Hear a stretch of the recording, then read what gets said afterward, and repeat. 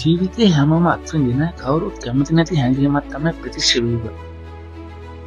අපිට ආදරණය කරන කෙනෙක් යහළුවෙක් හෝ වැඩකට විභාගයකට රැකියාවකට අපේ සිනහවකටවත් ප්‍රතික්ෂේප හමු වෙන්න පුළුවන්. එහෙත් ප්‍රතික්ෂේප වීම කියන්නේ ඔබේ වටිනාකම අඩුවීමක් නොවේ. ඒක ඔබේ ජීවිතයේ නව ආරම්භයක් වෙන්න පුළුවන්. ප්‍රතික්ෂේපය අත්විඳපු ලෝකයේ ලෝකම මිනිසුන් එක්කෙනෙක් තමයි තෝමස් එඩිසන් කියලා ලෝකයේ ප්‍රසිද්ධ විද්‍යාඥයෙක් ඉන්නවා. ඔහුගේ විදුලි බල්බය නිපදවන්න ඔහු දහස් වතාවක් උත්සාහ කළා. ඒත් හැමවතාවම ඔහු ප්‍රතික්ෂේපයට මුහුණ දුන්නා.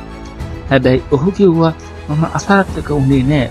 මට ඒක කරන්න අවස්ථා 10ක් ලැබුණා. අවසන් විට ඔහු සාර්ථකත්වය වුණා. ඔහුගේ ප්‍රතික්ෂේප ලෝකයම වෙනස් කළා. ජේ.කේ. රෝලින් හැරි පොටර් පොත් කතා මාලාවේ ලේඛිකා ජේ.කේ. රෝලින්ගේ පළමු පොත ප්‍රකාශන සඳහා ප්‍රකාශන 12ක් ප්‍රතික්ෂේප වුණා. ඔහු කිව්වා මේ පොත විකුණ ගන්න බෑ. ඒත් එය අත්හැරියේ නෑ. අවසන් විට පොත ප්‍රකාශනය වුණා. අද හැරි පොටර් ලෝකයේ ජනප්‍රියම පොත් මාලාවක්.